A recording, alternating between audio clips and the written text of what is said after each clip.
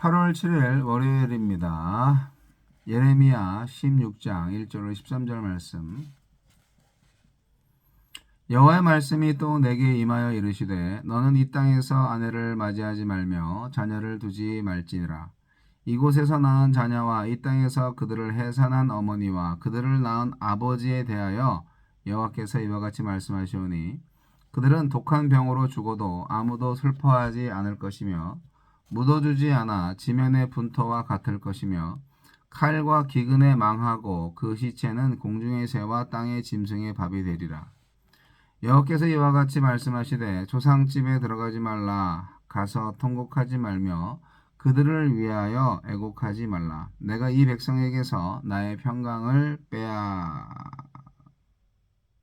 빼앗으며 인자와 사랑을 제함이라. 여호와의 말씀이니라.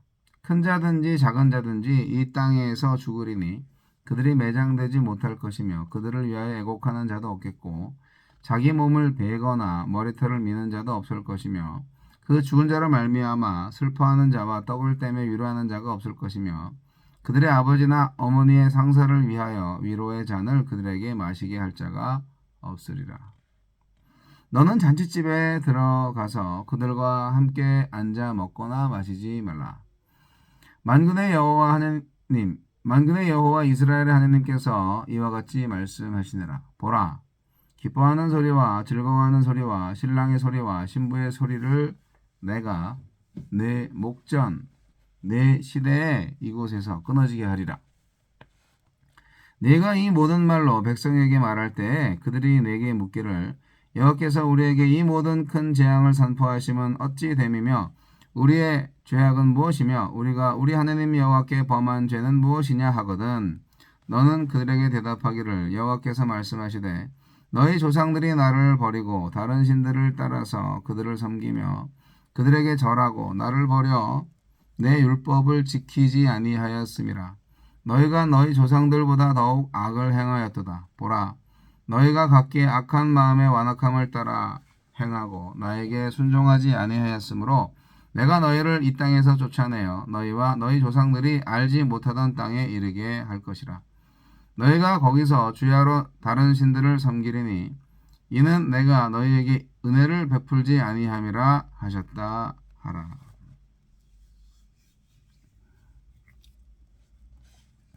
삶으로 심판을 살아내다.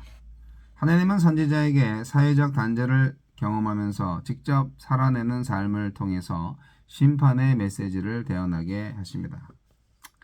하나님은 어떤 분입니까? 하나님이 선지자한테 아내와 자녀를 두지 말라고 하십니다. 독신이란 말이 없을 만큼 결혼은 상식이고 자녀는 하나님이 주시는 축복의 상징이던 사회에서 이 명령은 정말 충격적이고 파격적으로 들렸을 것입니다. 하지만 다가올 심판의 때에는 죽은 자를 매장할 사람이 없을 정도로 철저히 파멸될 것이고 기쁨과 축복은 큰 슬픔으로 역전될 것입니다. 하나님 없는 성취보다 하나님과 함께하는 광경이 나을 것입니다. 하나님은 상갓집에 가지 말라고 명하십니다. 심판이 오면 학살과 살상이 벌어져서 장례 예식조차도 치를 수 없고 조문할 수도 없을 것이기 때문입니다.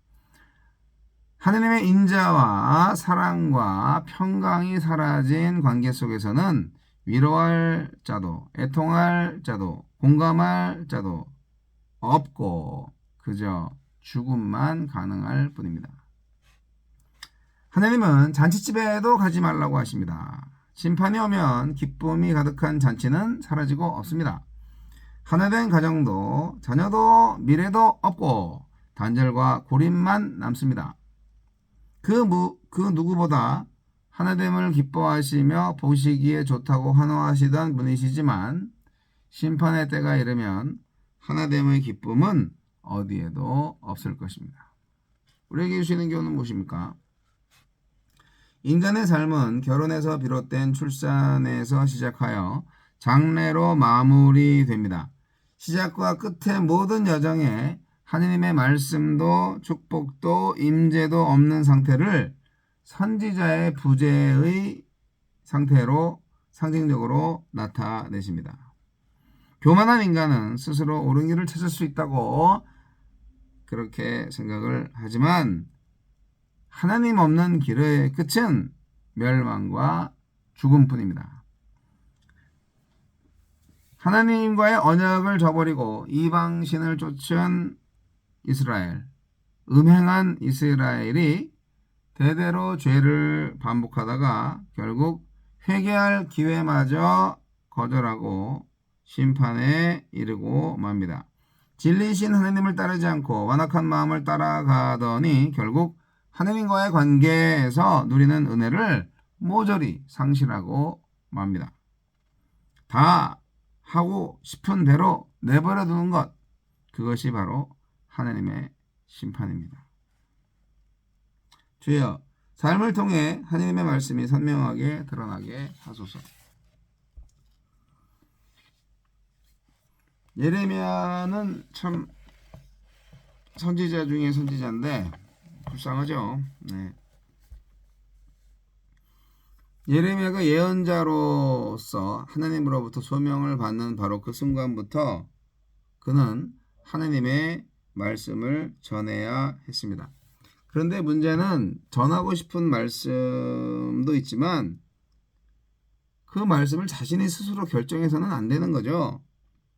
그래서 예레미야는 사람들의 원하는 말씀을 전달을 못하고 오로지 하나님이 주시는 말씀만 전달을 해야 되는데 그 때문에 사람들로부터 외면받고 소외당했습니다. 오늘 말씀은 굉장히 충격적입니다. 아내와 자녀를 두지 말라. 네, 얼마나 비극입니까?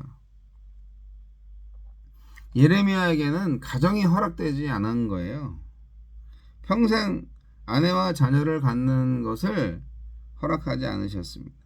그의 가정 자체가 유다의 미래 참상을 예고하는 상징이기 때문에 그렇습니다. 심판의 때에 매장할 사람이 없을 만큼 철저히 파멸될 거라고 하니까요. 네, 말 다 했죠. 결혼식과 장례식에도 가지 말라고 하시는데, 네. 심판이 그만큼 엄청난 파괴를 가져오고 있다. 그 자체가 메시지인 거예요. 삶이 메시지인 거예요. 매체가 메시지인 거예요. 예레미야 자체가 메시지인 거예요. 그런 차원에서 오늘날 말씀을 전하는 목사 또는 그리스도인들이 내가 과연 하나님의 말씀을 전하는 매체가 되고 있는가, 그렇게 돌아볼 수 있으면 좋겠습니다. 왜 그럴 수밖에 없을까요? 왜 하나님은 이스라엘에게 이렇게 엄청난 재난을 심판을 주시기 위해서 예레미야를 또 이렇게 혹독하게 삶으로 예언을 하게 만드는 지경까지 이르렀을까요? 그만큼 이스라엘의 죄악이 컸습니다. 조상들이 늘 다른 신을 섬기고 여호와 하나님을 버렸는데 지금 유다의 죄는 그 조상들의 죄보다도 더 심하다는 것입니다. 더 완악한 마음으로 하나님께 불순종했습니다. 그렇기 때문에 하나님은 그 땅에서 그들을 쫓아내서 그들이 그토록 바라는 대로 주야로 다른 신들을 섬기게 하며 계속 진노의 잔을 퍼부으실 겁니다. 그러니까 우리가 악인이 잘 되고 있다. 내가 다른 우상을 섬기고 있어도 잘 나간다. 심판을 받지 않고 있다. 그게 더 무서운 거죠. 왜냐하면 그렇게 하나님께서 내버려 둔다면 결국 구원의 기회는 없어진 거니까요. 이미 끝난 거니까요. 스스로 파멸을 만들어가게 하실 겁니다. 우리 하나님께서. 결국 심판이라는 건 뭐냐? 하나님 없이 사는 거가 심판입니다. 하나님을 떠나 내 멋대로 살고 있는 것 자체가 심판이에요. 그런 심판의 상태를 여러분 즐기고 계십니까? 네. 마음대로 즐기세요. 그러나 곧 끝이 옵니다.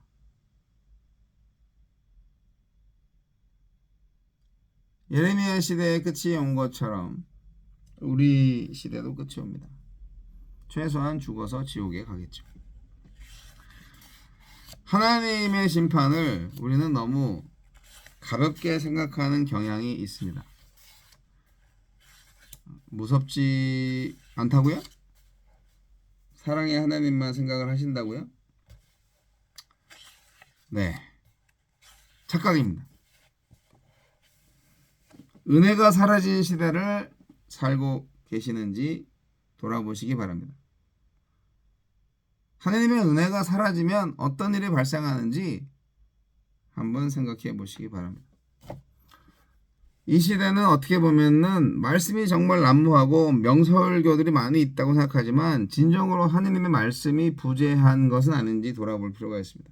하나님의 말씀이 희귀한 시대인지 말이죠. 이런 시대에는요, 하나님의 말씀이 축복에서 저주로 바뀝니다. 희망에서 절망으로 바뀌고 위로에서 심판의 메시지로 역전되는 것입니다.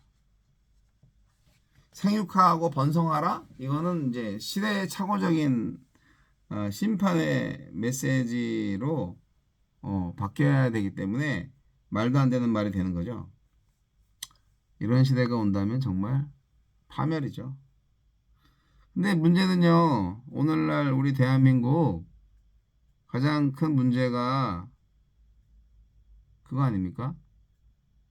출산율 저조하다는 거. 애를 낳고 싶지 않아 한다는 거. 우리나라 이미 저주받은 거 아닌지 모르겠네. 심판받은 거 아닌지 모르겠네. 은혜가 왜 사라졌어요? 네, 순종이 사라졌기 때문에 은혜가 사라진 겁니다. 과거 이스라엘의 율법, 구약 성서 안의 율법도 역시 그 핵심은 과부와 고아와 나그네를 돌보고 환대하는 것이에요. 그것이 율법의 핵심적인 것입니다. 생각해 보세요. 애굽에 종살이 하던 때를 기억하게 하시려고 십계명을 주셨잖아요. 그래서 율법이 은혜인 거예요. 이스라엘은 그 율법을 망각하고 그 은혜를 베풀지 않았습니다. 은혜의 자리에 무한 경쟁이 들어섰습니다. 네. 그래도 오늘 본문 말씀 맨 마지막에 보면은 희망이 있죠. 희망은 하나님의 말씀이 중단되지 않았다는 데서 찾을 수가 있습니다. 예레미야의 단식 후에 하나님께서 결국 말씀하신다. 하나님께서 함께 하신다.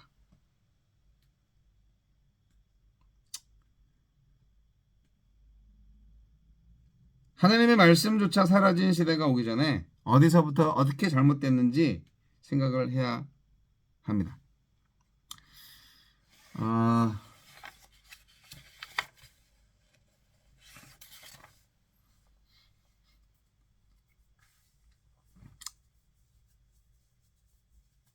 두렵습니다. 그런 시대가 진짜 올까?